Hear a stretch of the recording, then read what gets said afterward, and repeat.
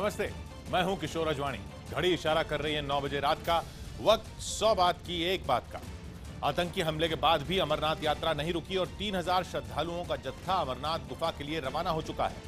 आतंकी हमले के दौरान बस चला रहे ड्राइवर ने सूझबूझ दिखाई और गाड़ी नहीं रोकी, जिसकी वजह से कई यात्रियों की जान बच गई। जेडीयू की अहम बैठक में डिप्टी सीएम तेजस्वी यादव के इस्तीफे पर फैसला लेने का जिम्मा लालू यादव पर डाल दिया गया और पनामा लीक मामले में नवाज शरीफ की बेटी मरियम पर कोर्ट में झूठे दस्तावेज देने का आरोप लग रहा है। जम्मू कश्मीर के अनंतनाग में सुरक्षा बल के जवान गाड़ियों की पड़ताल करते दिखे। इस बीच आतंकी हमले के बाद भी श्रद्धालुओं के जोश में कोई कमी नहीं है।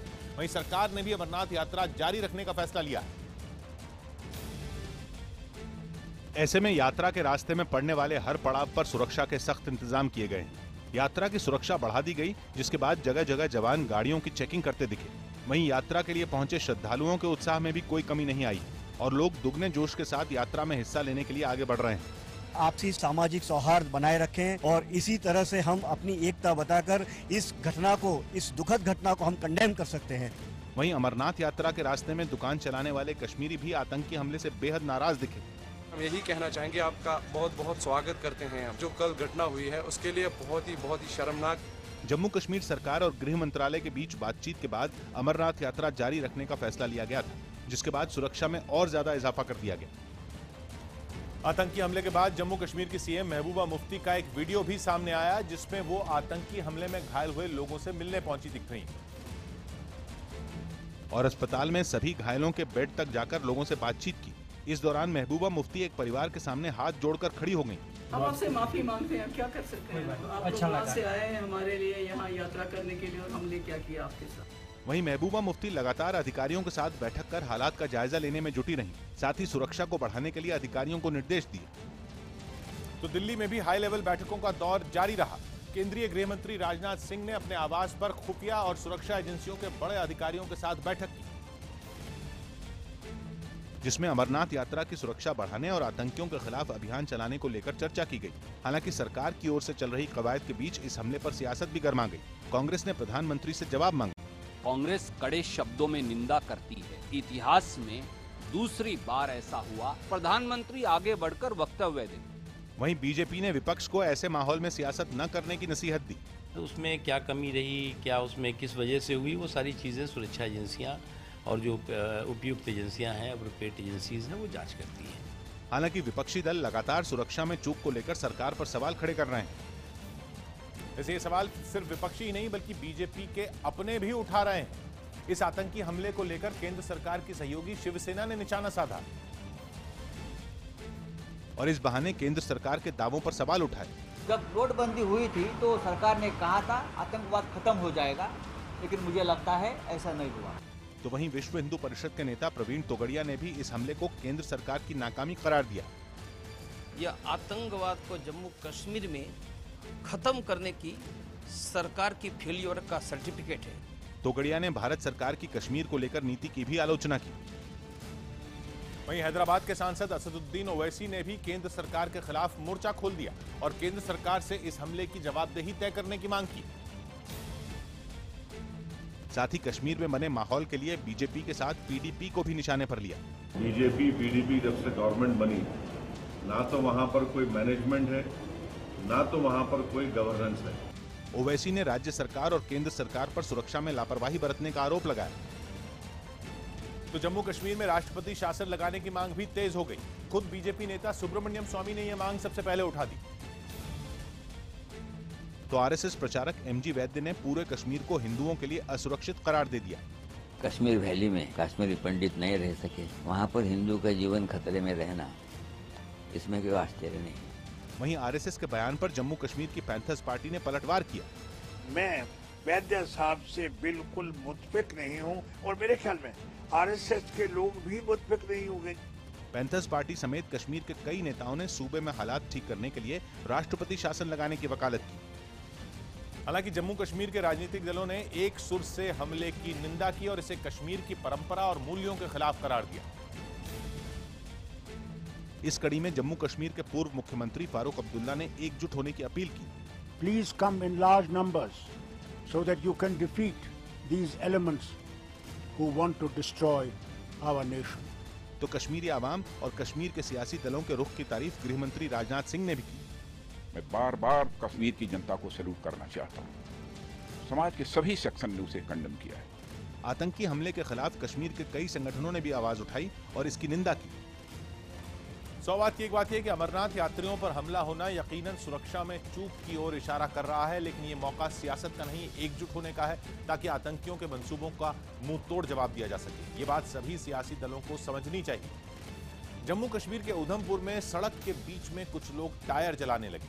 अमरनाथ यात्रियों पर हुए आतंकी हमले के खिलाफ देश भर के लोगों में गुस्सा है, जिससे कश्मीर भी अछूता नहीं है। और इसीलिए जम्मू कश्मीर के उधमपुर में आतंकी हमले के विरोध में बंद रखा गया। नेशनल पैंथर्स पार्टी के कार्यकर्ताओं ने सड़क के बीच टायरों को आग के हवाले कर गुस्से का इजहार किया। हालांकि पैंथर्स पार्टी इस हमले के लिए राज्य सरकार पर भी सुरक्षा में लापरवाही बरतने का आरोप लगा रही है। 7 निहत्थे अमरनाथ यात्रियों को निशाना बनाया गया, उनको मारा गया। जम्मू के सांबा में भी लोगों ने आतंकी हमले के खिलाफ सड़क पर उतरकर प्रदर्शन किया। जम्मू कश्मीर के लोग हमले के बाद बेहद गुस्से में दिखाई दिए, इसीलिए वो लोग भी सड़कों पर उतर आए जो आमतौर पर चुपचाप रहकर काम करते हैं। और ऐसे लोगों में कश्मीर के कारोबारी और व्यापारी भी शामिल हैं। Jammu Kashmir chamber of commerce and industry ने श्रीनगर की सड़कों पर मूक प्रदर्शन किया। हाथों में पोस्टर और बैनर लेकर कारोबारी बिना कुछ बोले मार्च करते रहे। We all condemn this barbaric act and we are shocked. शाम को सिविल सोसाइटी के लोग भी प्रदर्शन करने के लिए घरों से निकल आए और आतंकी हमले का विरोध किया।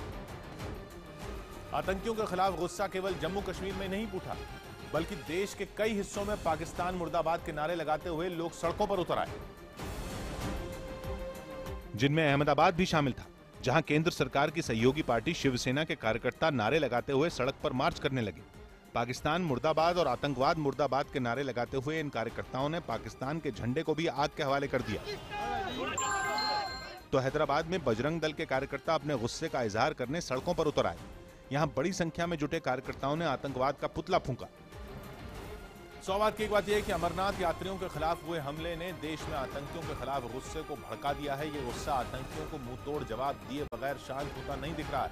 विदेश सचिव को भारत चीन सीमा विवाद सुलझने की उम्मीद है। विदेश सचिव एस जयशंकर ने अपने एक बयान में साफ किया कि इस बात की कोई वजह नहीं है कि भारत और चीन इस बार सीमा विवाद नहीं सुलझा पाए। रेल मंत्री सुरेश प्रभु गुरुवार को एक ऐप लॉन्च करेंगे, जिससे यात्रियों को घर पर टिकट समेत कई सुविधाएं मिल सकेंगी। अमरनाथ में हुए हमले के विरोध में दिल्ली में लोगों ने 166 फीट लंबे तिरंगे झंडे के साथ प्रदर्शन किया। मुरादाबाद में एक कार सड़क पर बने गड्ढे में गिर गई। शिया वक्फ बोर्ड की जमीन पर मकान का निर्माण कराने के आरोप में घिरे यूपी के कैबिनेट मंत्री मोहसिन रजा सुनवाई के लिए बोर्ड के सामने पेश नहीं हुए। यूपी के हमीरपुर में पुलिस ने भारी मात्रा में बरामद अवैध शराब को नष्ट कर दिया। यूपी के फिरोजाबाद में पुलिस ने लूट के आरोप में 2 लोगों को गिरफ्तार किया। यूपी के हमीरपुर में एक घर से संदिग्ध परिस्थितियों में एक डॉक्टर और उनकी पत्नी के शव बरामद हुए। महिला क्रिकेट विश्व कप में बुधवार को भारत का मुकाबला ऑस्ट्रेलिया से होगा। अमेरिका ने महिला हॉकी विश्व लीग के एक मुकाबले में भारत को 4-1 से हरा दिया। विंबलडन में सानिया मिर्जा विमेंस डबल्स मुकाबले में हारकर बाहर हो गई। स्पेन के tennis star Rafael Nadal Luxembourg के मुलर से हारकर विंबलडन से बाहर हो गए। फिल्म जग्गा जासूस का नया प्रोमो अफलातून जारी कर दिया गया, जिसमें कहीं रणबीर भावुक तो कहीं मस्ती करते दिख रहे हैं। थोड़ा कार्टून सर फिरा पर बंदा होशियार। फिल्म लिपस्टिक अंडर माय बुर्का में काम कर रही कोंकणा सेन से सेंसर बोर्ड के एक सदस्य ने माफी की मांग की। सेंसर बोर्ड के सदस्य ने सूचना प्रसारण मंत्रालय को पत्र लिखकर कोंकणा सेन पर आरोप लगाया कि उन्होंने सेंसर बोर्ड की सोच को पिछड़ा हुआ बताया था। अनिल कपूर और ऐश्वर्या बच्चन फिल्म फन्ने खा में 17 साल बाद एक बार फिर साथ दिखेंगे, जिसकी शूटिंग अगस्त में शुरू होगी। गुजरात के सूरत एयरपोर्ट पर वायुसेना का हरक्यूलिस विमान दिखा। ठीक उसी वक्त कई एम्बुलेंस भी एयरपोर्ट पर आकर खड़ी हुई। अनंतनाग में मारे गए अमरनाथ यात्रियों के शवों और घायलों को लेकर वायुसेना का विशेष विमान गुजरात पहुंचा, जिसके बाद पूरे गुजरात में शोक का माहौल। इससे पहले सूरत एयरपोर्ट पर वायुसेना का विशेष विमान हरक्यूलिस पहुंचा। इस दौरान एयरपोर्ट पर गुजरात के मुख्यमंत्री विजय रूपाणी कई अधिकारियों के साथ मौजूद थे। सेना का विमान जैसे ही एयरपोर्ट पर उतरा, वहां कई एम्बुलेंस भी आकर खड़ी हो गईं, जिसके बाद विमान का दरवाजा खुला, जिससे सबसे पहले घायल यात्रियों के आने का सिलसिला शुरू हुआ, जिन्हें स्ट्रेचर पर लिटाकर एम्बुलेंस तक ले जाया गया। इसके बाद जिन यात्रियों की जान चली गई, उनके शव ताबूत में रखकर बाहर निकाले गए और कतार में रखा गया, जिन पर गुजरात के मुख्यमंत्री विजय रूपाणी ने फूलों का हार चढ़ाकर श्रद्धांजलि दी और पीड़ितों के लिए मुआवजे का ऐलान किया। गुजरात के जो लोग शहीद हुए हैं सभी को 10 लाख रुपया और जो इंजर्ड हुए हैं उनको 2-2 लाख रुपया का सहायता करेंगे। विमान से लाए गए घायलों को गुजरात के अलग अलग अस्पतालों में भर्ती करवाया गया है। इस बीच वापस आए यात्रियों ने पूरी आतंकी घटना की आंखों देखी बयां की। आतंकी हमले में बाल बाल बचे यात्री उस खौफनाक मंजर को याद कर दहशत में दिखे। ऐसे ही लोगों में शामिल रहीं वलसाड की जसूबेन मिस्त्री, जो हमले से बाल बाल बच गईं। 2 जन आया था, एक बाजू लगाया, दूसरी बाजू लगाया, तो फिर 7 लाख तुरंत 7 जन मर गया। आतंकी हमले से सुरक्षित बच जाने वाले यात्री ऊपर वाले का शुक्रिया अदा कर रहे हैं। तो उन 7 लोगों के घरों में मातम का माहौल है जो इस बर्बर आतंकी हमले का शिकार हुए। आतंकियों की गोलियों का शिकार हुए लोगों में ज्यादातर गुजरात के वलसाड और नवसारी जिले से हैं, जबकि एक परिवार महाराष्ट्र के दहानू से है, जहां की रहने वाली उषा सोनकर इस घटना में गोलियों का शिकार हो गई, जिनके घर में इस खबर के बाद परिजनों का रो रो कर बुरा हाल है। आतंकी घटना में दहानू की ही रहने वाली निर्मला ठाकुर भी आतंकियों की गोलियों का शिकार हो गई। तो गुजरात के वलसाड जिले की रहने वाली लक्ष्मीबेन पटेल भी इस घटना में मारी गईं, जो बस में यात्रियों के खाने पीने की व्यवस्था देखने गई थीं। लक्ष्मीबेन की मौत के बाद पूरे परिवार में मातम का माहौल है। वो बस के अंदर मेरी मम्मी भी थी। पुलिस लोगों ने हमले कोई जानकारी दी नहीं है। वहीं वलसाड जिले की ही सुरेखाबेन पटेल भी इस हमले का शिकार हुई। तो एक परिवार ऐसा भी रहा जिसके 2 लोग इस आतंकी हमले का शिकार हुए। गुजरात के वापी के रहने वाले रतन जीना पटेल अपनी पत्नी हसूबेन पटेल के साथ इस हमले में गोलियों का निशाना बन गए, जिसके बाद उनके परिवार में मातम का माहौल पसर गया।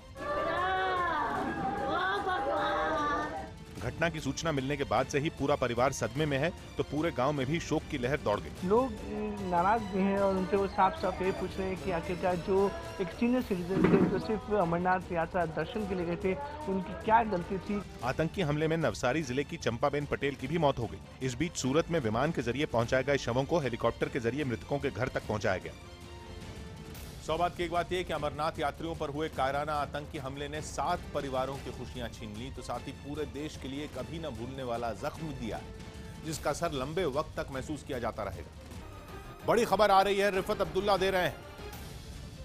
जम्मू कश्मीर के बडगाम में आतंकियों से सेना की मुठभेड़ जारी है। इस वक्त सेना ने 2 से 3 आतंकियों को घेर लिया है। इलाके को खाली करवाकर ऑपरेशन को अंजाम दिया जा रहा है। जिन आतंकियों के इलाके में छिपे होने की खबर है, उनमें एक दाऊद नाम का आतंकी है, ऐसी खबर आ रही है। रिफत हमारे साथ जुड़ रहे हैं। रिफत, क्या खबर है अभी लेटेस्ट?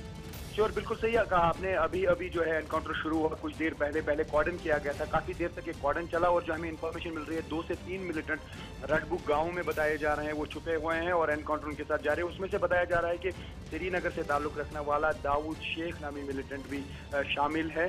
2 से 3 मिलिटेंट हो सकते हैं। मैं आपको बता दूं, ये जो सेंट्रल कश्मीर का बडगाम का एरिया है और ये वाला जो रडबुक का एरिया मखामा के साथ में पड़ता है, यानी तहसील बीरवा में ये पड़ता है। और एक लंबे अरसे के बाद वहाँ पे मिलिटेंट्स की प्रेजेंस देखी जा रही है। ये एनकाउंटर, ये कहा जा सकता है कई सालों के बाद इस एरिया में इस तरह का एनकाउंटर देखने को मिलता है। तो ऐसे में ये देखना होगा कि कितनी देर तक ये मिलिटेंट जो है वहाँ पे ये मुठभेड़ जारी रहेगी। फिलहाल हमें इतला यही मिल रही है, 2 से 3 मिलिटेंट वहाँ पे छुपे हैं। एनकाउंटर शुरू हो गया, एनकाउंटर इस वक्त जारी है। एसओजी, फौज और सीआरपीएफ इस वक्त वहाँ पे जॉब पे लगी है। ये कल की घटना से कोई ताल्लुक बताया जा रहा है इन आतंकियों का, ऐसी कोई खबर है?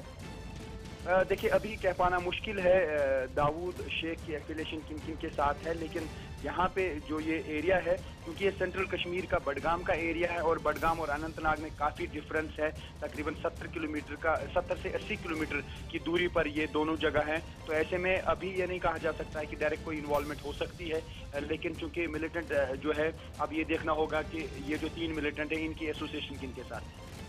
शुक्रिया रिफत। तो इस पर और अपडेट आएगा तो हम फिर रिफत के पास जाएंगे, लेकिन बड़ी खबर ही देते हुए रिफत अब्दुल्ला कश्मीर से। यूपी विधानसभा में कुछ विधायक हाथों में बैनर लेकर नारेबाजी करते दिखे। योगी सरकार के पहले बजट के दौरान विपक्ष कानून व्यवस्था का मुद्दा उठाते हुए सरकार का विरोध जता रहा था। इसलिए विपक्ष के विधायक सदन की कार्यवाही शुरू होते ही हंगामा करने लगे। प्रश्नकाल बाधित करना उचित नहीं। यूपी में बीजेपी की सरकार बनने के बाद योगी सरकार का ये पहला बजट था जिसकी शुरुआत हंगामेदार रही। हालांकि स्पीकर ने उन्हें रोकने की कोशिश की। 22 करोड़ आदरणीय जनता आपके इस कृत्य को देख रही। विपक्ष के विधायकों का हंगामा जारी रहने की वजह से कुछ वक्त के लिए सदन की कार्यवाही रोकनी पड़ी। विपक्ष के पास कोई मुद्दा नहीं है, सिर्फ फोटो op के लिए बाधा उत्पन्न कर रहे हैं। यूपी में बिगड़ती कानून व्यवस्था का आरोप लगाते हुए विपक्ष के विधायक विधानसभा में बवाल मचा रहे थे। यूपी में विधानसभा की तरह विधान परिषद में भी कानून व्यवस्था के मुद्दे पर खूब हंगामा हुआ और हंगामे के बीच ही योगी सरकार ने 3,84,000 करोड़ का अपना पहला बजट पेश किया, जिसमें किसानों की कर्ज माफी के लिए 36,000 करोड़ रुपए का फंड दिया गया है। बुंदेलखंड और पूर्वांचल में पीने के पानी के लिए 2,800 करोड़ रुपए दिए गए हैं।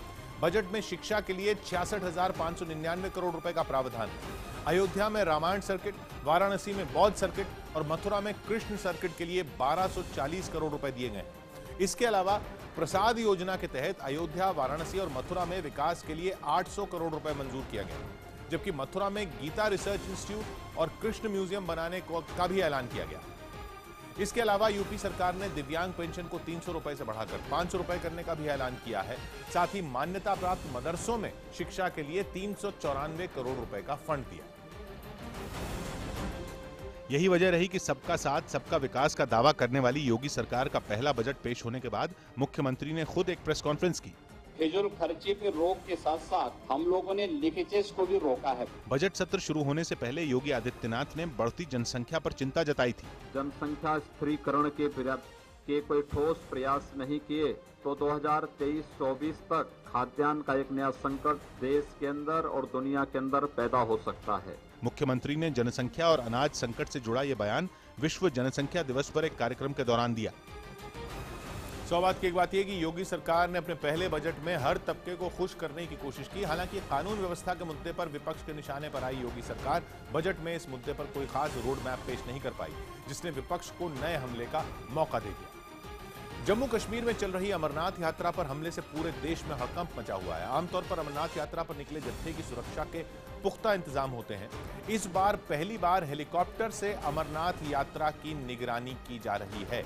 श्रद्धालुओं की सुरक्षा में जम्मू कश्मीर पुलिस और सीआरपीएफ के जवान तैनात हैं। इसके बाद भी सोमवार रात यात्रियों से भरी बस पर हमला हुआ, क्योंकि हमले के वक्त बस के साथ कोई सुरक्षा दस्ता नहीं था। ऐसा इसलिए हुआ कि तीर्थयात्रियों की बस शाम 7 बजे के बाद नहीं चलती। साथ ही हमले का शिकार हुई बस अमरनाथ श्राइन बोर्ड में रजिस्टर्ड भी नहीं थी, इसीलिए इस बस को सुरक्षा नहीं मिली। जीएसटी पर बीजेपी के अंदर ही आवाज उठने लगी। मध्य प्रदेश की बीजेपी विधायक पारुल साहू ने सैनिटरी नैपकिन्स पर 12% जीएसटी लगाए जाने के विरोध में वित्त मंत्री अरुण जेटली को पत्र लिखा। मध्य प्रदेश के बुरहानपुर में एक कपड़ा व्यापारी ने जीएसटी के विरोध में एक गाना बनाया। हम सब ने तुझको वोट दिया, यूं हमको रुलाना ठीक नहीं। दिल्ली से रांची जा रहे एयर एशिया के विमान में इमरजेंसी गेट खोलने की कोशिश के आरोप में एक यात्री को पुलिस ने हिरासत में ले लिया। सतलुज यमुना लिंक नहर मामले में सुप्रीम कोर्ट ने पंजाब और हरियाणा सरकार को आदेश दिया कि वो अदालत का आदेश सही से लागू करें। एसवाईएल विवाद पर सुनवाई करते हुए सुप्रीम कोर्ट ने पंजाब और हरियाणा सरकार को साफ निर्देश दिए कि दोनों राज्यों में किसी तरह के प्रदर्शन नहीं होने चाहिए। मध्य प्रदेश के जनसंपर्क मंत्री नरोत्तम मिश्रा पर लगे 3 साल तक चुनाव लड़ने के बैन के मामले पर जबलपुर हाईकोर्ट में सुनवाई 2 हफ्ते के लिए टल गई।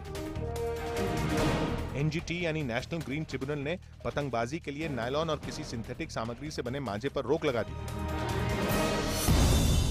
महाराष्ट्र और कर्नाटक की सीमा पर बेलगाम के पास क्राइम ब्रांच ने एक होटल पर छापेमारी कर 3 करोड़ से ज्यादा के पुराने नोट जब्त किए। मध्य प्रदेश के नरसिंहपुर में मोबाइल की दुकान से फोन चोरी के आरोपी की लोगों ने पिटाई कर दी। छत्तीसगढ़ के गरियाबंद में सड़क हादसे में मारे गए एक लड़के के शव को ले जाने के लिए मृतक के परिजनों को एम्बुलेंस नहीं मिली। यूपी के आगरा में एक पुलिसकर्मी का दुकान पर खड़े होकर शराब पीने का वीडियो सामने आया। संजय दत्त और श्रीदेवी 25 साल बाद एक बार फिर निर्देशक अभिषेक वर्मन की फिल्म में साथ काम कर सकते हैं। फिल्म बाबू मोशाय बंदूकबाज का ट्रेलर जारी कर दिया गया। 5 टका लगाने का 25, टाका लगाने का 5 और जो खड़े खड़े ताड़ है ना उसका 20। आज का सिलवाने आए हो? आज केवल ताड़ना है। दिल्ली में गृह मंत्री राजनाथ सिंह के घर में कई मंत्रियों और अधिकारियों की गाड़ियां दाखिल होने लगी। अमरनाथ यात्रियों पर आतंकी हमले में लश्कर का हाथ होने की खबर आ रही है, जिसके बाद गृह मंत्रालय हरकत में आ गया। और दिल्ली में गृह मंत्री राजनाथ सिंह के घर पर हाई लेवल मीटिंग की गई। मीटिंग में कई अहम विभागों के मंत्री और सुरक्षा बल के अधिकारियों के अलावा राष्ट्रीय सुरक्षा सलाहकार अजीत डोभाल भी शामिल हुए। गृह मंत्रालय के मुताबिक अमरनाथ यात्रा के दौरान हर रजिस्टर्ड गाड़ी को सुरक्षा मुहैया कराई गई है। पहली बार यात्रा पर हेलीकॉप्टर के जरिए नजर रखी जा रही है। सेना की 5 बटालियन यात्रा की सुरक्षा में लगाई गई हैं। सड़क पर सुरक्षा के लिए 3 बटालियन तैनात की गई हैं। इतनी सुरक्षा के बावजूद हमले को अंजाम देने में आतंकी कामयाब हो गए। सुरक्षा एजेंसियों का दावा है कि हमला करने वाले आतंकियों की पहचान हो चुकी है। और दावे के मुताबिक अबू इस्माइल नाम के आतंकी ने अपने साथियों के साथ मिलकर हमले को अंजाम दिया। अबू इस्माइल दक्षिणी कश्मीर में लश्कर का कमांडर है। अबू इस्माइल पाकिस्तान का रहने वाला है। सुरक्षा एजेंसियों ने अबू इस्माइल के अलावा उसके 2 साथियों की भी पहचान कर ली है। माना यह भी जा रहा है कि कुछ आम लोगों ने भी अबू इस्माइल और उसके साथियों को हाईवे तक पहुंचने में, हथियार पहुंचाने में और मौके से फरार होने में मदद की थी, जिनकी पहचान की जा चुकी है। अबू इस्माइल इससे पहले बडगाम और पुलवामा में बैंक लूट की वारदात में शामिल रहा था। दोनों वारदात की सीसीटीवी की तस्वीरों से अबू इस्माइल की पहचान भी की गई। लेकिन अब दावा किया जा रहा है कि अबू इस्माइल घाटी में सबसे खूंखार आतंकियों में एक है, जिसे जल्द ही पूरे कश्मीर में लश्कर का कमांडर बनाया जा सकता है। तो इस्माइल सुरक्षा बल की भी हिट लिस्ट में है और सुरक्षा एजेंसियों ने अनंतनाग हमले के बाद उसके ठिकाने तक पहुंचने में पूरी ताकत झोंक दी है। अबू इस्माइल और अबू दुजाना इस वक्त सुरक्षा बलों की हिट लिस्ट में है। दोनों ही आतंकी पाकिस्तान से ताल्लुक रखने वाले हैं और सुरक्षा बल के मुताबिक दोनों ही कश्मीर में लश्कर का विस्तार करने में लगे हुए हैं। सुरक्षा बल का दावा यह भी है कि लश्कर को इस ऑपरेशन में हिजबुल मुजाहिदीन के कैडर का भी साथ मिला। सबसे हैरान करने वाली बात यह है कि हमले के बाद लश्कर तैयबा ने एक बयान जारी करते हुए इस बात से साफ इनकार किया कि हमले में उसका हाथ है और अमरनाथ यात्रियों पर हमले से इनकार भी किया।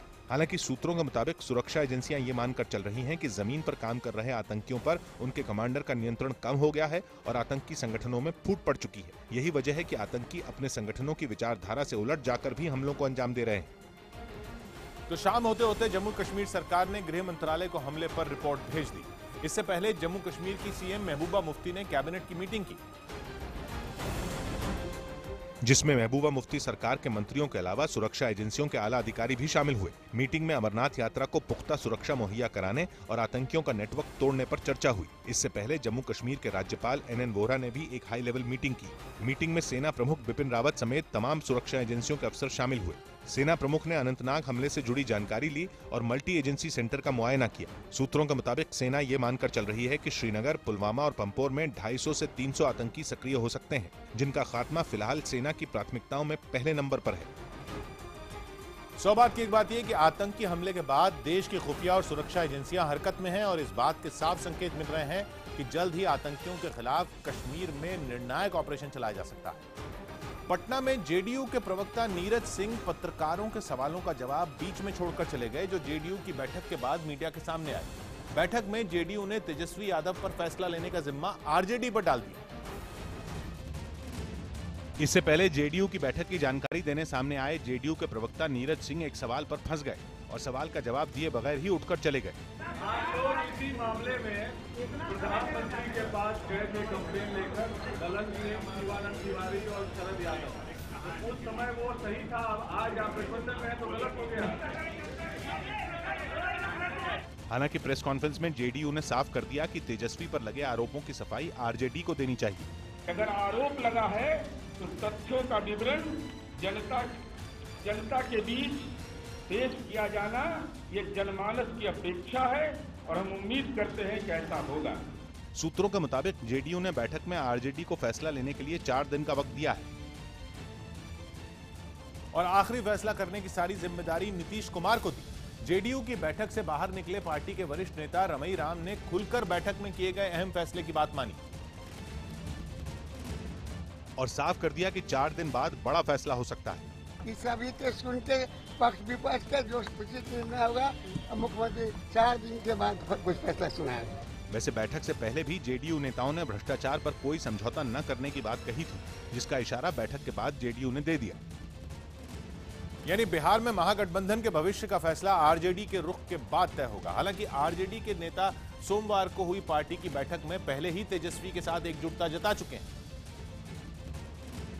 ऐसे में जेडीयू की ओर से दोबारा गेंद आरजेडी के पाले में डाल दी गई, जिसके बाद आरजेडी नेताओं ने एक बार फिर तेजस्वी का बचाव किया। ये आरोप के आधार पर कार्रवाई की कोई परंपरा नहीं रही। श्री तेजस्वी प्रसाद यादव जी का कार्य अति संतोषजनक और सराहनीय रहा है, इसलिए इनके रिजाइनेशन का कहीं कोई प्रश्न ही नहीं उठता है। वैसे आरजेडी के नेता जेडीयू के रुख पर बेहद संभलकर बोलते दिखे। इस बीच बीजेपी की ओर से हमले जारी हैं।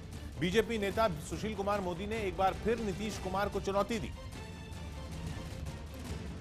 और सीबीआई पर सवाल उठाने वाले शरद यादव को घेर लिया। जो आरोप स्वयं श्री शरद यादव जी ने लगाया, वही आज की सीबीआई के जो एफआईआर दर्ज हुई है, उस एफआईआर का जो सबसे प्रमुख मुद्दा है, उसी ज्ञापन का वही एक सबसे बड़ा मुद्दा है। सुशील कुमार मोदी ने दावा किया कि जिस मामले में तेजस्वी यादव पर केस हुआ है, वो मामला सबसे पहले जेडीयू ने ही उठाया था। 100 बात की एक बात यह कि जेडीयू के रुख से साफ है कि वो पहले कोई भी कदम उठाने से बचना चाहती है, इसीलिए उसने एक बार फिर गेंद आरजेडी के पाले में डाल दी, ताकि कोई भी सख्त फैसला करने के बाद जेडीयू पर गठबंधन को नुकसान पहुंचाने का आरोप न लगे। यूपी के इलाहाबाद में एक थाने के अंदर घुटनों तक पानी नजर आ रहा था। भारी बारिश ने थाने की पोल खोल दी, जिसके बाद यहां तालाब जैसा नजारा दिखने लगा। और मानसून की पहली बारिश में ही थाने के अंदर हर तरफ पानी भर गया। ये तस्वीर इलाहाबाद के जॉर्ज टाउन थाने की है, जो भारी बारिश का ऐसा शिकार हुआ कि पुलिस वालों को टेबल के ऊपर बैठना पड़ा। थाने के अंदर जब्त गाड़ियां पानी में डूबती नजर आईं। थाने में मौजूद फाइलों को भी नुकसान हुआ। इतना ही नहीं, पुलिस अधिकारियों के कमरे भी पानी पानी हो गए। खाना बन पा रहा है, 2-3 दिन से खाना नहीं मिल रहा है। इलाहाबाद के जॉर्ज टाउन थाने में पुलिस वाले ही नहीं, कैदी भी भारी बारिश की मार झेल रहे हैं। हवालात के अंदर बंद कैदी कुर्सी पर खड़े होकर खुद को पानी से बचाने में जुटे हैं।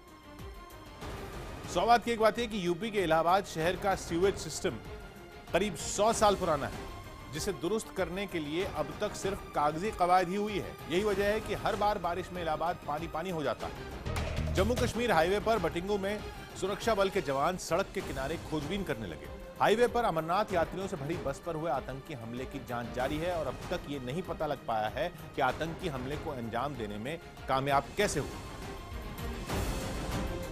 और इसीलिए मंगलवार सुबह ही सुरक्षा बलों के जवान बटंगू में उस जगह पर पहुंच गए जहां आतंकियों ने अमरनाथ यात्रियों से भरी बस पर गोलियां बरसाई थी। सुरक्षा बलों के जवान हाईवे के किनारे चप्पे चप्पे पर नजर रखते हुए वो रास्ता ढूंढने की कोशिश कर रहे थे जहां से आतंकी अचानक हाईवे पर आए और हमले को अंजाम देने के बाद गायब हो गए। हमले के दौरान सड़क पर एक गाड़ी मौजूद थी, जिसके सारे शीशे ताबड़तोड़ गोलीबारी के बाद चकनाचूर हो गए। अमरनाथ यात्रियों से भरी जिस बस को निशाना बनाया गया, वो बालटाल, सोनमर्ग और गांदरबल होती हुई श्रीनगर तक पहुंची थी। यात्री दिन ढलने से पहले जम्मू पहुंचना चाहते थे, लेकिन श्रीनगर पहुंचते ही बस का टायर पंक्चर हो गया। कुल 2 टायर पंक्चर हुए और बस को दुरुस्त करने में 2 घंटे लग गए। करीब 7 बजे के बाद यात्रियों से भरी बस दोबारा चलनी शुरू हुई और 8:20 पर बटंगू पहुंच पाई थी। बटंगू जम्मू श्रीनगर हाईवे पर अनंतनाग से 8 किलोमीटर पहले है। तभी चलती बस पर आतंकियों ने गोलियां बरसानी शुरू कर दी। जिस बस पर आतंकी हमला हुआ, उस बस का अमरनाथ श्राइन बोर्ड के पास रजिस्ट्रेशन नहीं था और बस में बैठे लोग नियमों की अनदेखी करते हुए अंधेरा होने के बाद भी सफर कर रहे थे। क्योंकि अमरनाथ यात्रा के दौरान यात्रियों को सख्त हिदायत दी गई है कि सूरज छिपने के बाद सफर न किया जाए, तो श्राइन बोर्ड से रजिस्टर्ड न होने के कारण बस के साथ सुरक्षा बल का दस्ता भी नहीं था। इसीलिए आतंकी यात्रियों से भरी बस पर हमले को अंजाम देने में आसानी से कामयाब हो गए। बस के बाहर गोलियों के निशान देखकर अंदाजा लगाना मुश्किल नहीं है कि हमला कितना भयानक था। तो हमले के बाद की बस के अंदर की तस्वीरें और भी हैरान करने वाली हैं, जिनमें बस में बिखरा खून है, यहाँ वहाँ फैली खून से सनी चप्पलें हैं, खून से लथपथ यात्रियों के सामान से भरे बैग हैं, पानी की बोतलें हैं और दूसरा सामान है। बस फिलहाल सुरक्षा बलों के कब्जे में है। अमरनाथ यात्रियों से भरी बस पर हमला करने से पहले आतंकियों ने एक पुलिस टीम पर भी हमला किया, जिसमें कोई हताहत नहीं हुआ, लेकिन उसके चंद मिनट के बाद हमले के गवाह बने लोग हमले से सन्न रह गए और आतंकियों के भागने के बाद अपनी जान बचाने की कोशिश में जुट गए। हाईवे के किनारे बसे लोगों की मदद से घायलों को अस्पताल पहुंचाया गया और थोड़ी ही देर में सेना और पुलिस ने भी मोर्चा संभाल लिया। अनंतनाग के अस्पताल में हर तरफ चीख पुकार मची थी। अस्पताल का सारा स्टाफ घायलों की तीमारदारी में जुटा था। घायलों में ज्यादा बड़ी तादाद महिलाओं की थी, जिनकी आंखों के सामने गोलीबारी का खौफनाक मंजर अब तक घूम रहा था। आगे भी गाड़ी नहीं था, पीछे भी गाड़ी नहीं था, वो लोग फायरिंग करना चालू हो गया। दोनों बाजू से गोलीबार हुआ। कितने आदमी थे वो हमको मालूम नहीं है। जम्मू कश्मीर की सीएम महबूबा मुफ्ती थोड़ी ही देर में अनंतनाग के अस्पताल में पहुंच गईं और घायलों से मुलाकात कर उनका हालचाल जाना। तो अस्पताल प्रशासन को आदेश दिए कि यात्रियों के इलाज में कोई कमी न रखी जाए। विपक्ष के नेताओं ने भी अनंतनाग के अस्पताल पहुंचना शुरू कर दिया। बस में सवार कुल 7 यात्रियों की सांस थम चुकी थी, जिनमें 6 महिलाएं थीं। बस में सवार 51 यात्रियों में ज्यादातर का ताल्लुक गुजरात और महाराष्ट्र से था। इसीलिए सुबह होते होते मरने वालों के शवों और घायलों को सेना के विमान से गुजरात भेजने का इंतजाम कर दिया गया। मुख्यमंत्री महबूबा मुफ्ती भी पुलिस और सुरक्षा बल के आला अफसरों के साथ पहुंच गईं और घायलों से एक बार फिर बातचीत की। महबूबा मुफ्ती के साथ उप मुख्यमंत्री निर्मल सिंह भी थे। सीएम को बीती रात का हाल बताते बताते ज्यादातर लोगों की आंखों से आंसू छलकने लगे। महबूबा मुफ्ती ने मरने वालों के शवों को भी श्रद्धांजलि दी। मृतकों को सैनिक सम्मान दिया गया और श्रद्धांजलि देने के लिए जम्मू कश्मीर के राज्यपाल NN वोहरा भी पहुंचे। इसके बाद यात्रियों को बारी बारी विमान में बिठाकर गुजरात के लिए रवाना कर दिया गया। सौभाग्य की एक बात यह कि रात के अंधेरे में आतंकियों ने कायराना तरीके से निहत्थे लोगों पर हमला कर माहौल बिगाड़ने की साजिश रची, तो इसके उलट कश्मीर के आम लोगों ने घायल यात्रियों की जी जान से मदद कर आतंकियों को सीधा संदेश दे दिया कि कश्मीर की आवाम उनके बहकावे में नहीं आने वाली। झारखंड की राजधानी रांची में लालू यादव अदालत के अंदर नजर आए। लालू परिवार के लिए मंगलवार पेशी का दिन रहा और इसी कड़ी में चारा घोटाले के एक मामले में लालू यादव हाजिर हुए, जिसके लिए आरजेडी अध्यक्ष लालू यादव पूरी सुरक्षा में रांची की सीबीआई अदालत पहुंचे थे। परिवार पर जांच एजेंसियों के कस्ते शिकंजे के बीच चारा घोटाले में लालू यादव अपना बयान दर्ज कराने पहुंचे थे। इस दौरान वहां मीडिया का जमावड़ा लगा था, लेकिन उन्होंने चुप्पी साधे रखी और बयान दर्ज कराने के बाद गाड़ी में बैठकर निकल गए। चारा घोटाले में लालू यादव से अदालत ने 25 सवाल पूछे। मेसो स्कीम से संबंधित था, CAG रिपोर्ट से संबंधित था, यही सब क्वेश्चन पूछा गया है। वकील ने दावा किया कि चारा घोटाले में लालू यादव पूरी तरह निर्दोष हैं और उन्हें फंसाया गया है। एक तरफ चारा घोटाले में लालू यादव रांची की अदालत में पेश हुए, तो दूसरी तरफ उनकी बेटी मीसा भारती दिल्ली में प्रवर्तन निदेशालय में बेनामी संपत्ति से जुड़े मामले में हाजिर हुई। और मीसा भारती की पेशी फर्जी कंपनी के जरिए करोड़ों की संपत्ति खरीदने और काला धन सफेद करने के आरोप में हुई। प्रवर्तन निदेशालय ने लालू की बेटी मीसा को नोटिस भेजकर हाजिर होने को कहा था। इससे पहले 8 जुलाई को दिल्ली के बिजवासन, गिटौरनी और सैनिक फार्म में मीसा के फार्म हाउस पर छापेमारी हुई थी, जिसमें कई दस्तावेज जब्त किए गए थे। मीसा के अलावा उनके पति शैलेश कुमार को ईडी ने बुधवार को दोबारा पूछताछ के लिए बुलाया। मीसा भारती से ईडी ने करीब 8.5 घंटे तक पूछताछ की। सौभाग्य की एक बात यह कि एक और लालू चारा घोटाले की तारीखों में फंसे हैं, तो दूसरी ओर उनके परिवार पर भी जांच एजेंसियों ने शिकंजा कस रखा है। ऐसे में लालू यादव के लिए ये वक्त चौतरफा चुनौतियों का है, जिससे पार निकल पाना लालू यादव के लिए खासा मुश्किल होने वाला है। सुप्रीम कोर्ट ने पशुओं की खरीद फरोख्त पर पाबंदी से जुड़े केंद्र सरकार के नोटिफिकेशन पर रोक लगा दी है। इससे पहले मद्रास हाईकोर्ट ने भी केंद्र के नोटिफिकेशन पर रोक लगाई थी। सुप्रीम कोर्ट के फैसले के साथ ही गाय, बैल और भैंस जैसे पशुओं की खरीद फरोख्त पर लगी रोक हट गई। सुनवाई के दौरान केंद्र सरकार ने भी माना कि नोटिफिकेशन में बदलाव की जरूरत है और पशुओं की खरीद फरोख्त से जुड़ा नया नियम 3 महीने में तैयार हो जाएगा। केंद्र सरकार के नोटिफिकेशन के मुताबिक वध के लिए पशुओं की बिक्री सिर्फ घर से ही हो सकती थी। किसी धार्मिक वध के लिए भी पशुओं की बिक्री पर पाबंदी लगा दी गई थी। इस नोटिफिकेशन की वजह से मीट कारोबारियों को जानवर नहीं मिल पा रहे थे। केंद्र सरकार ने माना है कि नोटिफिकेशन के ऊपर उनके जो सेक्रेटरी हैं वो पुनर्विचार कर रहे हैं और कुछ वक्त मांगा है। ऑनरेबल सुप्रीम कोर्ट ने भी वो जो मदुराई बेंच का जो स्टे ऑर्डर है that was extended to the whole country, it has been clarified. Guru Purnima पर शिरडी के साईं मंदिर में करोड़ों का चढ़ावा जाए। गुरु पूर्णिमा के मौके पर भक्तों ने शिरडी के साईं बाबा को 5 करोड़ से ज्यादा का दान दिया। महाराष्ट्र के गढ़चिरौली में सुरक्षा बल ने मुठभेड़ में 2 महिला नक्सलियों को मार गिराया। मुंबई के घाटकोपर रेलवे स्टेशन पर एक महिला ने नवजात को जन्म दिया। दिल्ली और एनसीआर के कई इलाकों में बारिश होने से मौसम सुहाना हो गया। गुवाहाटी में ब्रह्मपुत्र नदी में जलस्तर बढ़ने के खतरे की आशंका के बाद नाव सेवा फिलहाल रोक दी गई। वाराणसी में बारिश की वजह से लोगों को परेशानी का सामना करना पड़ा। यूपी के शाहजहांपुर में रामगंगा नदी में पानी बढ़ने के साथ लोगों ने पलायन शुरू कर दिया। मध्य प्रदेश के टीकमगढ़ में स्कूल परिसर में बारिश का पानी भरने से छात्रों को परेशानी का सामना करना पड़ा। केजरीवाल सरकार ने उपराज्यपाल को दिल्ली का प्रशासनिक मुखिया बताने वाले हाईकोर्ट के फैसले के खिलाफ सुप्रीम कोर्ट में अपील की। उपराज्यपाल के मामले पर सुप्रीम कोर्ट केजरीवाल सरकार की संवैधानिक बेंच बनाने की मांग पर सुनवाई के लिए तैयार हो गया। दिल्ली विधानसभा के विशेष सत्र के दौरान आम आदमी पार्टी नेताओं पर पर्चा फेंकने के आरोप में जेल भेजे गए दोनों आरोपियों की याचिका पर स्पीकर रामनिवास गोयल से जवाब मांगा गया।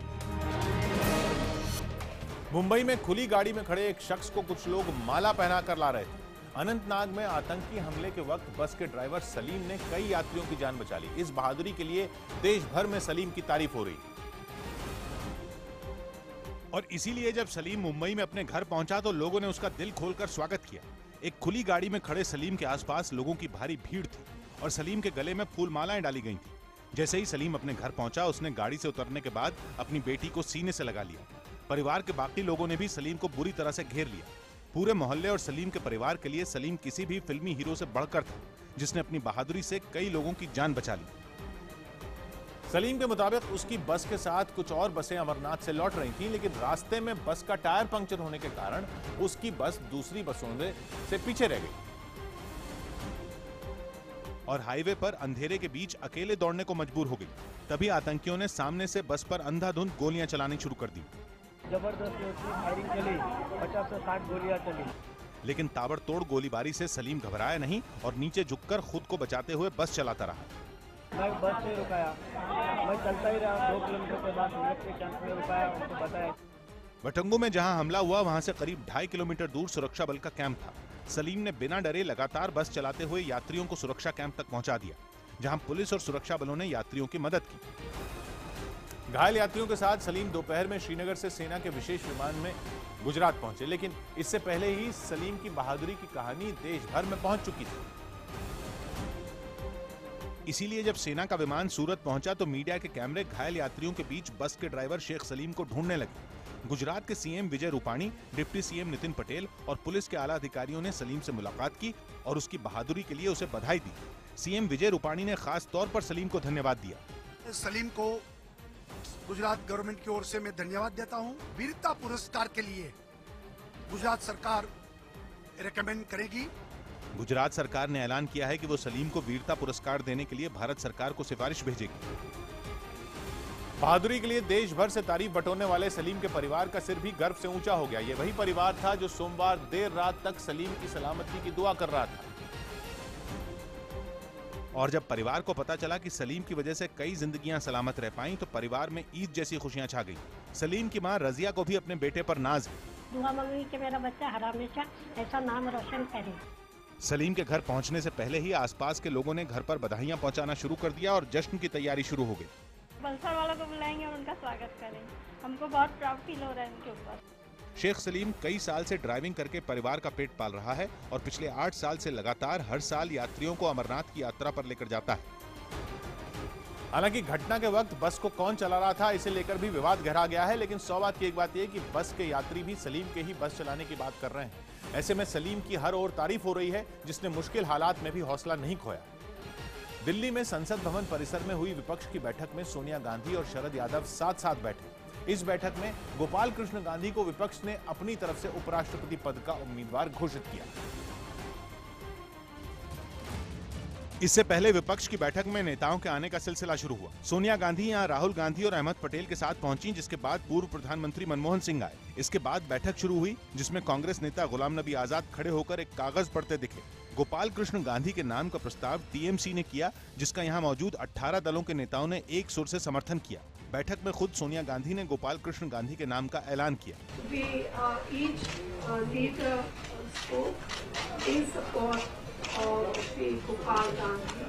विपक्ष की बैठक में शरद यादव की मौजूदगी बेहद खास रही, क्योंकि जेडीयू विपक्ष की पिछली 2 बैठकों से नदारद रहा था। हालांकि बैठक में इस बार भी नीतीश कुमार नहीं आए, तो वहीं लालू यादव को चारा घोटाले में पेशी के लिए रांची जाना था। ऐसे में आरजेडी के प्रतिनिधि इस बैठक में शामिल हुए, लेकिन बैठक में शामिल हुए दूसरे विपक्षी दलों ने एक सुर में गोपाल कृष्ण गांधी के नाम का समर्थन किया। There was only one name proposed. तो वहीं लेफ्ट ने भी गोपाल गांधी को इस पद के लिए योग्य करार दिया। We had proposed the name, and then it was everybody agreed. Gopal Krishna Gandhi Mahatma Gandhi के परपोते हैं और पश्चिम बंगाल के राज्यपाल भी रह चुके हैं। सौभाग्य की एक बात यह कि उपराष्ट्रपति पद के लिए प्रत्याशी का पहले ऐलान कर विपक्ष ने एनडीए पर दबाव बनाने की कोशिश की है, क्योंकि विपक्ष को भी पता है कि नंबर के खेल में एनडीए काफी आगे है। ऐसे में इस कवायद का मकसद विपक्षी एकजुटता का संकेत देना ही ज्यादा रहा।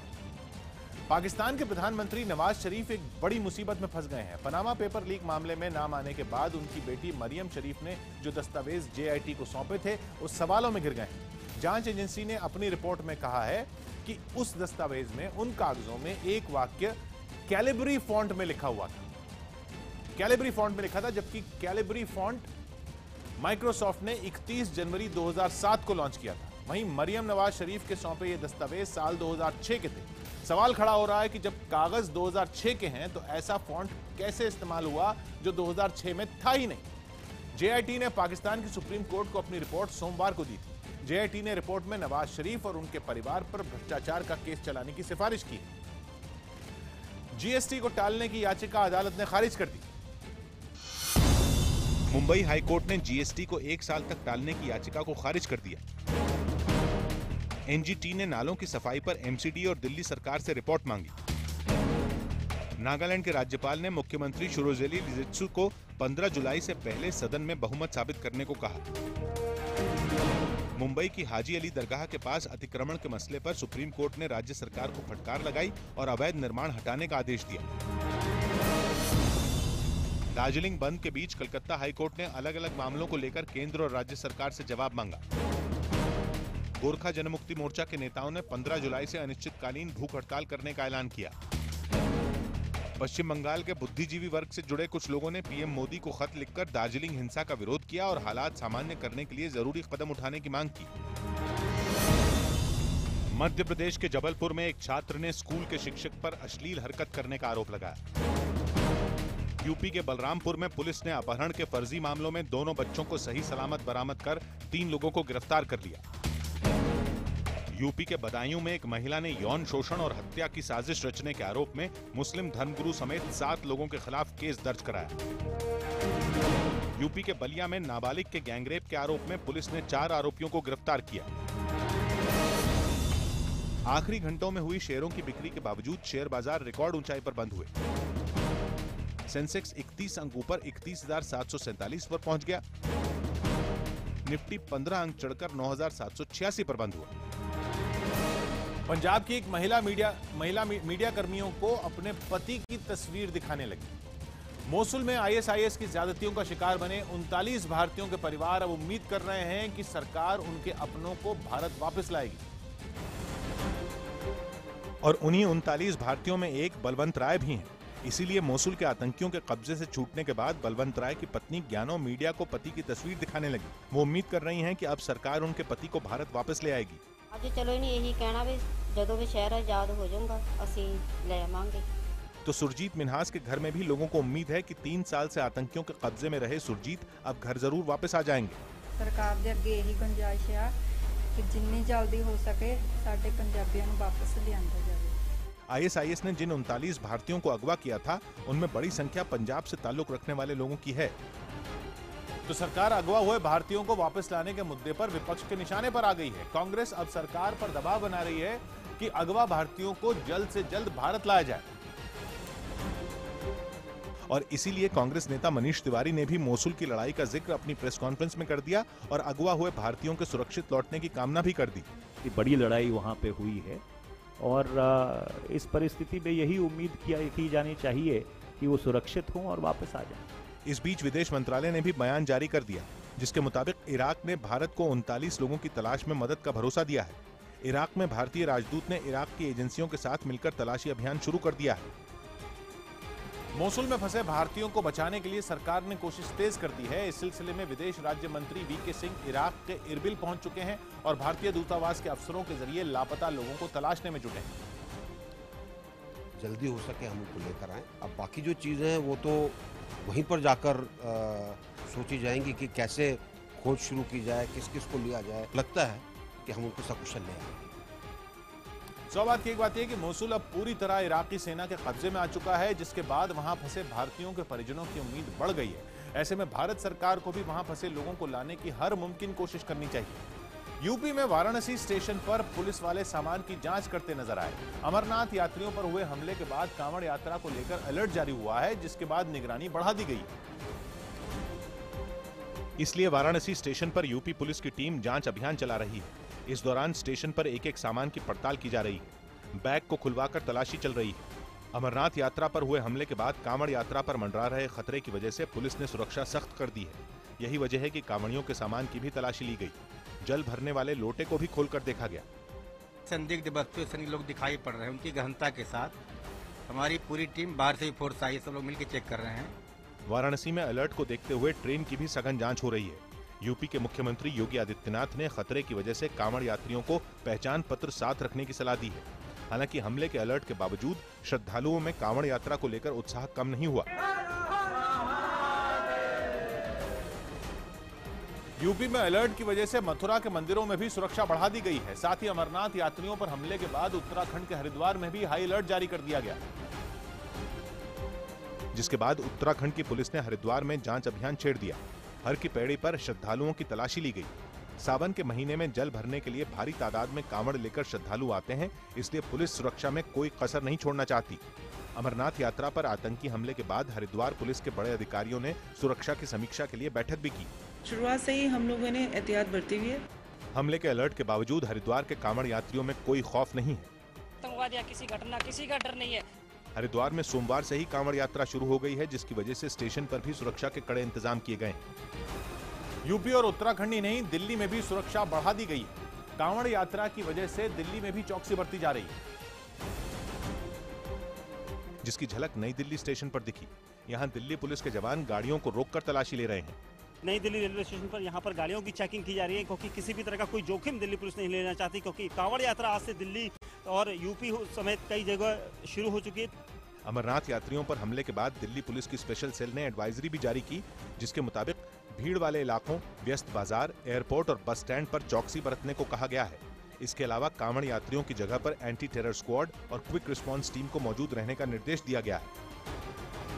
सौ बात की एक बात यह कि कड़ी चौकसी और सावधानी से ही किसी भी तरह के आतंकी हमले का मुंहतोड़ जवाब दिया जा सकता है। इसलिए पुलिस के अलावा आम लोगों को भी सचेत रहने की जरूरत है, ताकि आतंकवादियों की किसी भी साजिश को नाकाम किया जा सके। अरुणाचल प्रदेश में जमीन खिसकने से कई लोगों की मौत हो गई।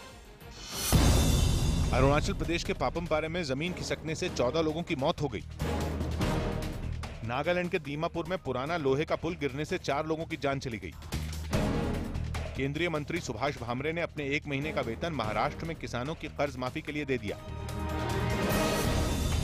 दिल्ली में आयोजित नाबार्ड यानी national bank for agriculture and rural development के 36वें स्थापना दिवस के कार्यक्रम में वित्त मंत्री अरुण जेटली ने शिरकत की। यमन के उप प्रधानमंत्री अब्दुल मलिक अब्दुल जलील दिल्ली में विदेश मंत्री सुषमा स्वराज से मिले।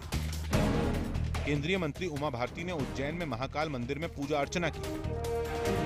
22वें विश्व पेट्रोलियम दिवस के मौके पर तुर्की के इस्तांबुल में आयोजित कार्यक्रम में केंद्रीय पेट्रोलियम मंत्री धर्मेंद्र प्रधान ने शिरकत की। हैदराबाद में एक कार हादसे में एक आदमी गंभीर रूप से घायल हो गया। हैदराबाद पुलिस ने जानवरों की खाल की तस्करी के आरोप में 17 लोगों को गिरफ्तार किया। नोएडा में सोशल मीडिया पर भड़काऊ पोस्ट डालने वालों पर नजर रखने के लिए एक वॉर रूम बनाया गया। गुजरात के कच्छ में ट्रक और स्कूल वैन के बीच हुई टक्कर में 3 बच्चों की मौत हो गई, जबकि 5 लोग घायल हो गए। मध्य प्रदेश के भोपाल में बीजेपी नेता घनश्याम राजपूत के भांजे जीतू राजपूत पर लड़की से बदसलूकी का आरोप लगा। यूपी के शाहजहांपुर में दबंग फैक्ट्री मालिक की वजह से बेघर हो चुके पीड़ित किसान ने न्याय के लिए सीएम योगी से गुहार लगाई। मध्य प्रदेश के नरसिंहपुर में कृषि मंडी में समर्थन मूल्य पर खरीदा गया प्याज रखरखाव के अभाव में सड़ रहा है। मध्य प्रदेश के रतलाम में नगर निगम की लापरवाही की वजह से जाम हो चुकी नालियों की सफाई बच्चों को करनी पड़ी। केरल में मलयालम फिल्मों के अभिनेता दिलीप जेल के बाहर नजर आए। यौन उत्पीड़न के आरोप में उन्हें 14 दिन की न्यायिक हिरासत में भेजा गया, जिसके बाद भारी सुरक्षा में अभिनेता दिलीप को केरल की अलुवा जेल लाया गया। मलयालम फिल्मों के बड़े अभिनेता दिलीप यौन उत्पीड़न के एक मामले में आरोपी हैं, जिन्हें सोमवार को गिरफ्तार किया गया था। इसी मामले में उन्हें 14 दिन के लिए जेल भेजा गया। हाई प्रोफाइल मामले की वजह से केरल की अलुवा जेल के बाहर मीडिया भी जुटा था, लेकिन दिलीप बिना कुछ बोले सीधे जेल के अंदर चले गए। इस दौरान वहां नारेबाजी भी हुई। अभिनेता दिलीप पर लगे गंभीर आरोपों की वजह से फेफका यानी film employees federation of Kerala ने संगठन से उन्हें बर्खास्त कर दिया। सूत्रों के मुताबिक AMMA यानी association of Malayalam movie artist भी अभिनेता दिलीप पर कड़ी कार्रवाई करने वाला है। जिस मामले में दिलीप आरोपों के घेरे में है, उसके मुताबिक 17 फरवरी को दक्षिण फिल्मों की एक अभिनेत्री को त्रिशूर से कोच्चि जाते वक्त अगवा कर लिया गया। अगवा किए जाने के 2 घंटे बाद अभिनेत्री को एक निर्देशक के घर के बाहर फेंक दिया गया। आरोप है कि इस दौरान कार के अंदर अभिनेत्री के साथ मारपीट की गई। इसके बाद पुलिस ने अपहरण के आरोप में पल्सर सुनी और उसके सहयोगी को गिरफ्तार कर लिया। पल्सर सुनी ने कई राज खोले, जिसके बाद दिलीप और उनके दोस्त निर्देशक नादिर शाह से 13 घंटे तक पूछताछ हुई और साजिश की बात सामने आई। 100 बात की एक बात यह कि इस मामले का पूरा सच जांच के बाद ही सामने आएगा, लेकिन जिस तरह एक अभिनेत्री के साथ वारदात को अंजाम दिया गया, उसकी वजह से पुलिस के लिए यह मामला सुलझाना आसान नहीं होने वाला। आईएसआईएस के मुखिया अबू बकर अल बगदादी के मारे जाने की खबर है। यह खबर फिर आई है। समाचार एजेंसी एएफपी ने Syrian observatory for human rights war monitor के हवाले से छापी है, जिसमें आईएसआईएस के कमांडर के हवाले से खबर छपी गई है। आईएसआईएस के एक टॉप कमांडर ने माना है कि अबू बकर अल बगदादी की मौत हो चुकी है। हालांकि मौत कब और किस हमले में हुई, इसकी जानकारी खबर में नहीं दी गई है। माना जा रहा है कि जून में रूस की सेना का बगदादी को मारने का दावा सही था। बिहार के दरभंगा में एक औरत अस्पताल के बिस्तर पर अपने बेटे के साथ बैठी नजर आई, जहां नीचे लबालब पानी भरा था। लगातार हो रही बारिश से दरभंगा मेडिकल कॉलेज में हर जगह घुटनों तक पानी भरा और बारिश का पानी अस्पताल के अंदर भी घुस गया है। मरीजों के बेड के नीचे पानी भर गया है, इसीलिए मरीज और उनके परिजन पैर ऊपर कर बिस्तर पर बैठने के लिए मजबूर हैं। अस्पताल में पानी घुसने की वजह से कई जरूरी मशीनें काम नहीं कर रही हैं, जिसकी वजह से मरीजों के इलाज में मुश्किल हो रही है। रहने की स्थिति नहीं है, अभी इलाज करने में भी दिक्कत हो रही है। अस्पताल के शौचालय भी पानी में डूब गए हैं। ऐसे में मरीजों की दिक्कत देखते हुए अस्पताल प्रशासन ने ज्यादातर मरीजों को लिक्विड डाइट देना शुरू कर दिया है। हर वार्ड में पानी है, पेशेंट सबको काफी दिक्कत हो रहा है। छोटे बच्चों का आईसीयू पानी भरने की वजह से फिलहाल बंद कर दिया गया। हालांकि इमरजेंसी सेवाएं अब भी चालू हैं, लेकिन मरीजों को वहां भी काफी मुश्किल का सामना करना पड़ रहा है। 100 बात की एक बात यह है कि बारिश के मौसम में अक्सर नगर निकायों के इंतजामों की पोल खुल जाती है। दरभंगा में भी यही हुआ है, जहां बारिश के बाद का मंजर ये बता रहा है कि वक्त रहते यहां नालों की सफाई में कोताही की गई, जिसकी वजह से पूरा शहर पानी पानी हो गया। लखनऊ में आरएलडी के कार्यकर्ताओं ने विधानसभा का घेराव किया। लखनऊ में आरएलडी नेता जयंत चौधरी की अगुवाई में पार्टी कार्यकर्ताओं ने किसानों के मुद्दे पर विधानसभा घेराव की कोशिश की, जिस पर पुलिस ने पानी की बौछार डाली। यूपी के रायबरेली में 5 लोगों की हत्या के मामले में कैबिनेट मंत्री सुरेश खन्ना ने विधानसभा में बयान दिया कि दोषियों को बख्शा नहीं जाएगा। यूपी के अलीगढ़ में पैसों के लेन देन को लेकर हुए विवाद में एक आदमी ने 2 लोगों की हत्या करने के बाद खुद को गोली मार ली। आजमगढ़ में जमीन विवाद में एक शख्स की हत्या करने के आरोप में बेटे समेत 2 लोगों को गिरफ्तार कर लिया गया। दिल्ली के अक्षरधाम मंदिर के पास एक स्कूल बस में अचानक आग लग गई। दिल्ली के अक्षरधाम के पास बस में आग लगने से लंबा जाम भी लग गया। यूपी के प्रतापगढ़ में ट्रक और कार की टक्कर में 4 महिलाओं समेत 7 लोगों की मौत हो गई। मध्य प्रदेश के रायसेन में एक परिवार ने आरोप लगाया कि बच्ची की डायरिया से मौत के बाद उन्हें एम्बुलेंस से उतार दिया गया। जून तिमाही में निवेशकों ने गोल्ड ETF यानी एक्सचेंज ट्रेडेड फंड से करीब 218 करोड़ रुपए निकाल लिए। EPFO ने PF निकालने और एडवांस लेने के लिए ऑनलाइन सुविधा शुरू कर दी। सूत्रों के हवाले से खबर है कि एयरलाइंस में 100% विदेशी निवेश के फैसले पर अमल करने पर IB ने सुरक्षा कारणों का हवाला देते हुए रोक लगाने की मांग की। खबर है कि जेट एयरवेज में 24% हिस्सा बिक सकता है। राजस्थान के हनुमानगढ़ में एक मंदिर के बाहर खून बिखरा हुआ था। आरोप है कि एक शख्स अपने बेटे की मौत का बदला लेने के लिए 10 लोगों को मारना चाहता था और आरोप है कि हमलावर कालू राम ने बदला लेने के लिए मंदिर के पुजारी की हत्या कर दी। मारे गए पुजारी के खून के छींटे मंदिर के बाहर तक बिखरे पड़े थे। हत्या की तफ्तीश करने पहुंची पुलिस को मारे गए पुजारी का फोन नहीं मिला। जब पुलिस ने पुजारी का नंबर लगाया तो फोन हत्या के आरोपी कालू राम ने उठाया। पुलिस के मुताबिक कालू राम ने पुजारी की हत्या की बात कबूल कर ली है। हमारी पुलिस से बात करी मर्डर करने वाले ने, परंतु क्यों बात कर रहा है इसका कोई समझ के बात परे की बात थी। इसके बाद पुलिस ने कालू राम को गिरफ्तार कर उससे पूछताछ शुरू कर दी। पूछताछ के दौरान आरोपी कालू राम ने पुलिस को चौंकाने वाली बात बताई। पुलिस के मुताबिक पुजारी की हत्या के बाद वो 10 और लोगों को मारने की फिराक में था। कालू राम के मुताबिक ये सब वो अपने बेटे की मौत का बदला लेने के लिए कर रहा था। जे मेरा मर गया तो पहला कांटा तेरा ही काटूंगा, मैं वहां से ही कसम खा ली। कालू राम के मुताबिक 5 साल पहले मंदिर के पास एक गाड़ी ने उसके बेटे को कुचल दिया था। आरोप है कि मंदिर के पुजारी सोमगिरी और आसपास के 10 लोगों ने तब कालू राम की कोई मदद नहीं की। कालू राम के मुताबिक उसने लोगों से गाड़ी वाले को पकड़ने और अपने बेटे को अस्पताल पहुंचाने की गुहार भी लगाई, लेकिन किसी ने उसकी मदद नहीं की। बाद में कालू राम के बेटे की मौत हो गई। कालू राम का कहना है कि अपने बेटे की मौत का बदला लेने के लिए ही उसने 11 लोगों की हत्या की योजना बनाई थी। 100 बात की एक बात यह कि हत्या करने के पीछे आरोपी ने जो वजह बताई वो बेहद चौंकाने वाली है। ये घटना बता रही है कि जब गुस्सा जुनून की हद तक पहुंच जाता है तो कई लोग सही गलत की परवाह भी नहीं करते। बीसीसीआई ने साफ कर दिया है कि टीम इंडिया के कोच पर अभी कोई फैसला नहीं किया गया है। दोपहर में रवि शास्त्री के कोच चुने जाने की खबरें मीडिया में आई थी, जिसके बाद बीसीसीआई ने सफाई दी और कहा कि अभी बीसीसीआई ने टीम इंडिया के कोच का चुनाव नहीं किया है, चयन नहीं किया है। क्रिकेट सलाहकार समिति ने अभी कोच का नाम तय नहीं किया है। विराट कोहली से चर्चा के बाद ही समिति कोई नाम तय करेगी। कोच के ऐलान का अधिकार केवल क्रिकेट सलाहकार समिति को ही है। सचिन तेंदुलकर, वीवीएस लक्ष्मण और सौरव गांगुली इस समिति के सदस्य हैं। अंधेरी आंखों में सूरज की आग दहका दो, बहुत बड़ी है ये बस्ती, कहीं भी दफना दो।